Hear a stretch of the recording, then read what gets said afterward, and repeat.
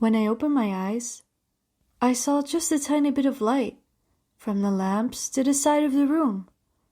It was dark and cold. Where was I?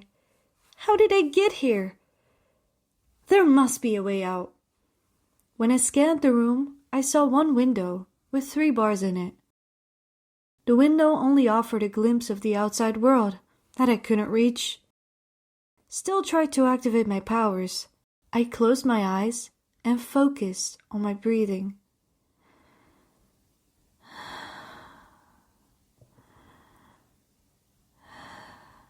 I felt warmth from inside.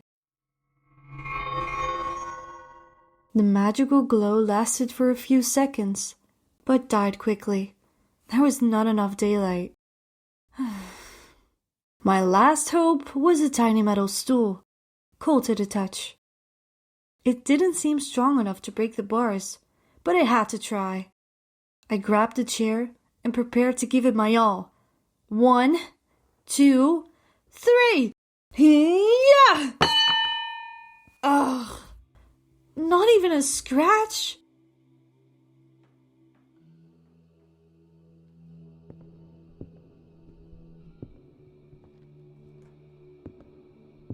My scream died in my throat. A shadow appeared, walking towards my cell. The figure wore a dark rat mask in front of their face, and a big black cloak covered their body. After a few seconds of complete silence and fear, a deep voice said, "Well, well, well, Princess. You seem to be just what I was looking for." "Why am I here? What do you want from me?" You know, Rosa, I must say, you're even prettier than they said you were. Who are you? And how do you know my name?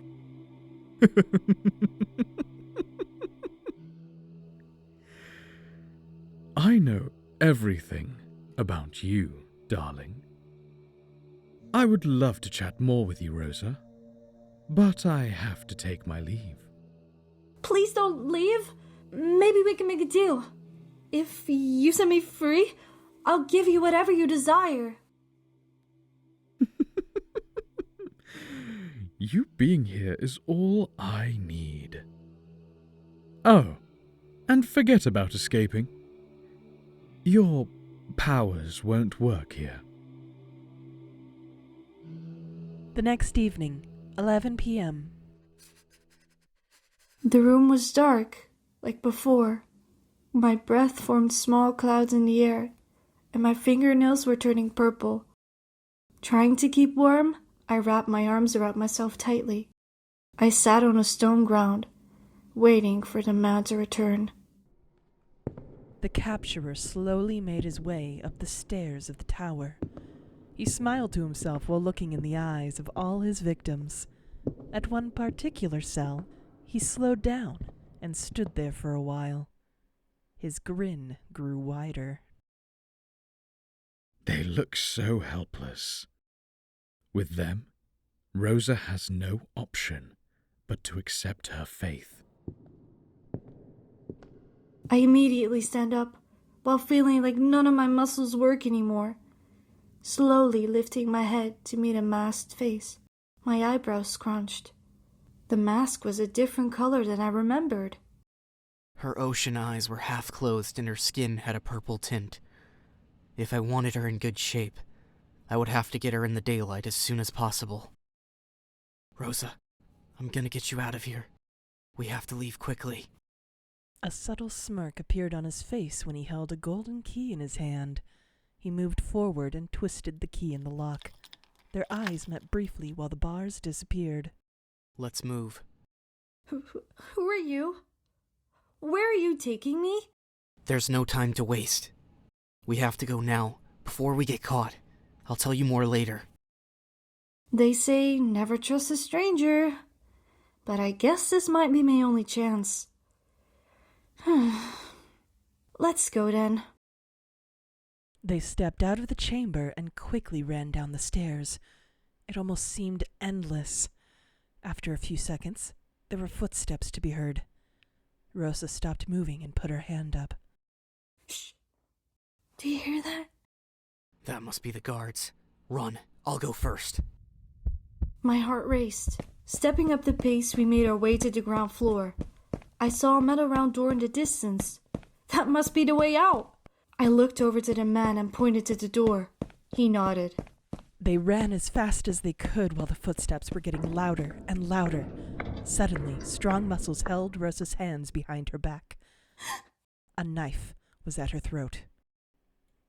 A hand covered her mouth and the knife came closer with every passing second. He looked back at me, his eyes wide. With a fist like a rock, he ready to punch. He stepped to the side and pulled his arm back. The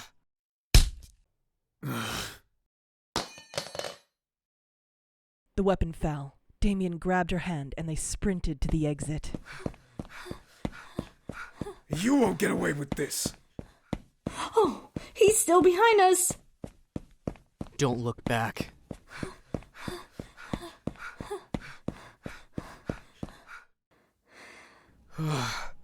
Finally.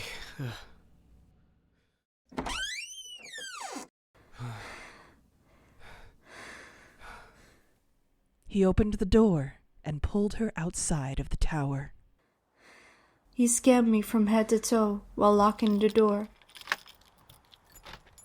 The key slipped in his pocket. My skin was pale like a ghost.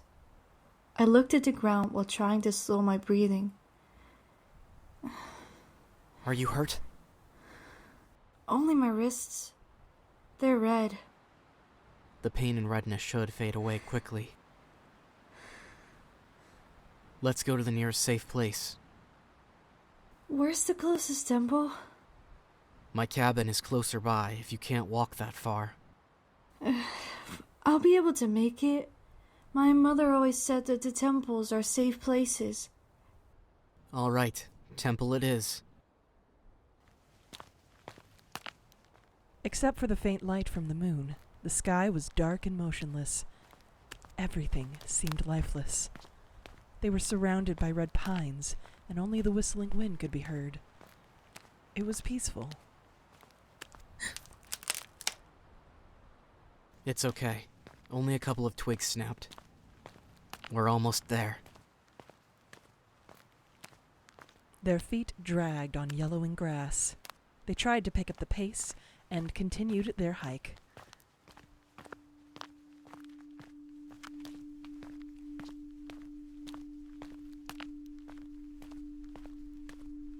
After some time, they found a building. Whoa. This is it. The fire temple. They climbed the stone steps, the heat rising with every step, and stepped into the fire temple. The air was thick and warm, carrying the smoky scent of burning embers. Massive obsidian pillars stretched toward the high ceiling, their surfaces glowing with ancient runes that pulsed like slow-burning coals. Flames crackled in iron braziers, casting wild shadows that danced across the walls. The floor was a mix of blackened stone and glowing veins of lava. They made their way towards the center. Welcome to the Fire Temple. What brings you two here? A sudden voice echoed through the chamber, deep and commanding, yet oddly calm. My muscles tensed. Where was it coming from? I darted my eyes around, searching for the source, until I saw it. A creature soared towards us, its massive wings made of roaring flames. Its long serpentine tail flickered like a wildfire as it landed gracefully on the stone floor. I stole a glance at my companion, hoping he would speak first. Mighty fire spirit, we're in need of a place to stay the night. We hope you can help us. Well then, you've come to the right place. To your right, you see the white door. You can stay there until the morning. When you're ready to leave, push the round button next to the exit. A deep, mechanical sound filled the room as the heavy white door slowly slid open. Thank you kindly.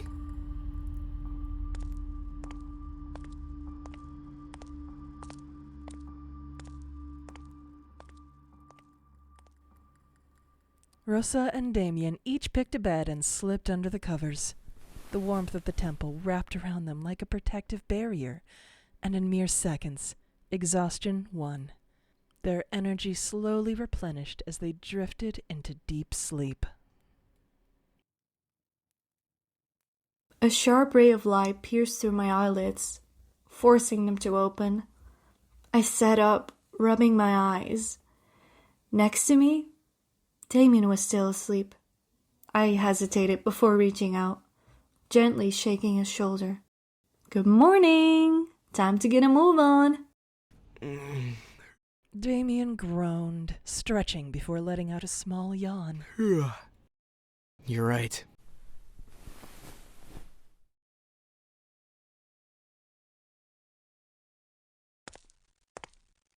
We left our resting quarters, stepping back into the grand hall of the temple. Almost immediately, the fire spirit reappeared, its fiery wings flickering like a living torch. Do you wish to take part in any of the trial challenges? I've never heard of them before. What kind of trials? In every elemental temple, there are 3 trials: speed, strength, and defense. If you pass, you'll receive a reward. Some grants are minor, like a speed boost, but stronger rewards include new spells or enhanced magic. The higher the level, the greater the prize. Here, you will face fire-based challenges only. How strong do I need to be for the first level? You must have a basic understanding of your magic and be able to cast standard spells. For now, I think I still have to practice my base magic spells. Thank you for letting us stay the night here. Damian and Rosa smiled at the phoenix and made their way to the exit of the temple.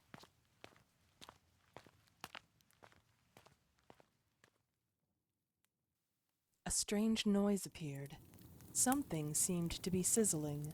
The temperature rose. Rosa ignored it and stepped on the next step of the stairs.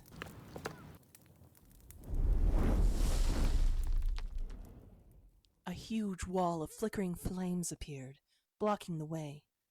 When they turned around, their eyes locked with the phoenix. Not so fast. Nobody leaves the fire temple without at least attempting one of the trials.